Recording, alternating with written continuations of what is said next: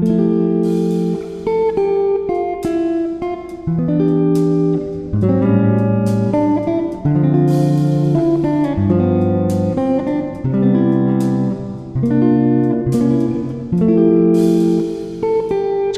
জানাই বসন্ত পঞ্চমীর প্রীতি ও শুভেচ্ছা।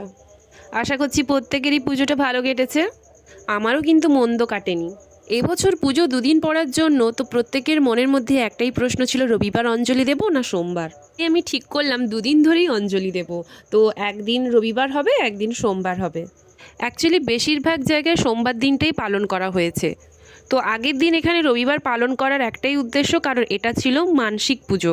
তো কোনো এক বছর মানত করা হয়েছিল, ওইটাই মানসিক শোধ করার জন্য এই পুজোটা করা হয়েছে। তাই তিথিটা থাকাকালীন অবস্থায় যাতে ঠিকঠাকভাবে পুজো করা হয়, ওই কারণে রবিবার দিনই করে দেওয়া হয়েছে। তার কারণেই আমাদের দুদিন ধরেই অঞ্জলি দেওয়া হয়েছে, কারণ রবিবার দিন যেহেতু বাড়িতে পুজো হচ্ছে ওখানেও অঞ্জলি দেওয়া হয়েছে, তো সোমবার দিনও যেখানে পুজো হয় ওখানেও অঞ্জলি দেওয়া হয়েছে।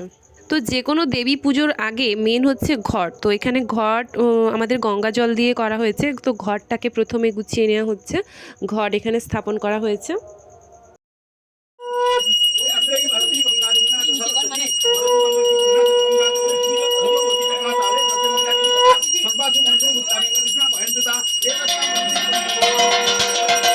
এই যে ফুলগুলো ঠাকুরের কাছে দেওয়া হয়েছে, জবা ফুলগুলো, এগুলো বাগানেরই ফুল। এত সুন্দর সুন্দর রং, মিষ্টি রং, মানে ঠাকুরের পায়ে দিয়ে দারুণ শোভা লাগছিল। তো ভেতরে বৌদি কাকিমায়েরা সবাই ঠাকুরের ভোগ রান্না করছিল, আর আমি এদিকে ঠাকুরের কাছে একটু গুছিয়ে দিচ্ছিলাম। তো এখানে ধুনো ধরাচ্ছি।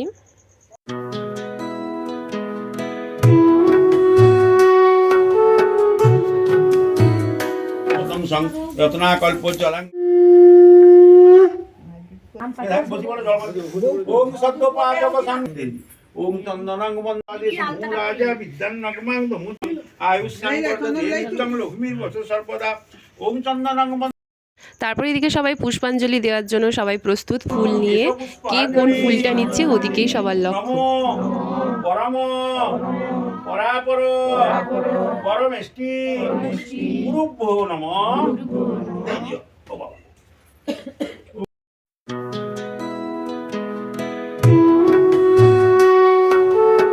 তারপরে এদিকে মায়ের জন্য ভোগ নিয়ে আসা হয়েছে। তো ভোগে ছিল খিচুড়ি আর ছোট ছোট আলুর দম, টমেটো চাটনি, আর ছিল তোমার 5 রকমের ভাজাভুজি, আর ছিল সঙ্গে মিষ্টি, রাজভোগ দেওয়া হয়েছিল। তারপর ভোগ নিবেদনের পর এখানে আরতি শুরু হয়েছে।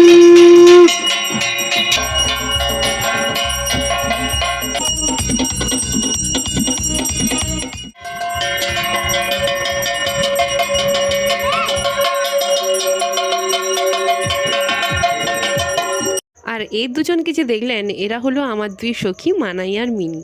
তারপরে পুজো শেষ, এবার ভোগ খাওয়ার সময় এসে গেছে।